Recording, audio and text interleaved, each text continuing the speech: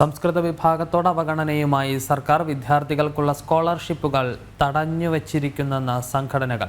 Plan ഫണ്ടുകൾ വെട്ടിച്ചുരുക്കിയതോടെ കലോത്സവങ്ങൾ അടക്കം നടത്താൻ സാധിക്കാത്ത സാഹചര്യമെന്നും ആരോപണം.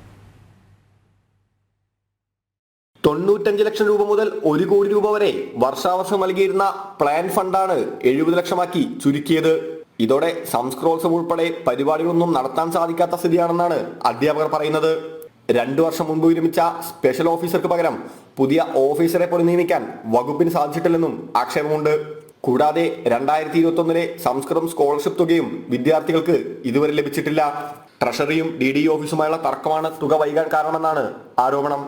സംസ്കൃതം സ്കോളർഷിപ്പുമായി ബന്ധപ്പെട്ടുകൊണ്ട് വലിയ പ്രതിസന്ധിയാണ് നേരിട്ടുകൊണ്ടിരിക്കുന്നത്. സംസ്കൃത പരിപോഷണത്തിന് വേണ്ടിയിട്ടുള്ള പ്ലാനിംഗ് ഫണ്ട് പാടെ വെട്ടിക്കുറച്ചു എന്നുള്ളതാണ് ഒരു ഗുരുതരമായിട്ടുള്ള പ്രശ്നം.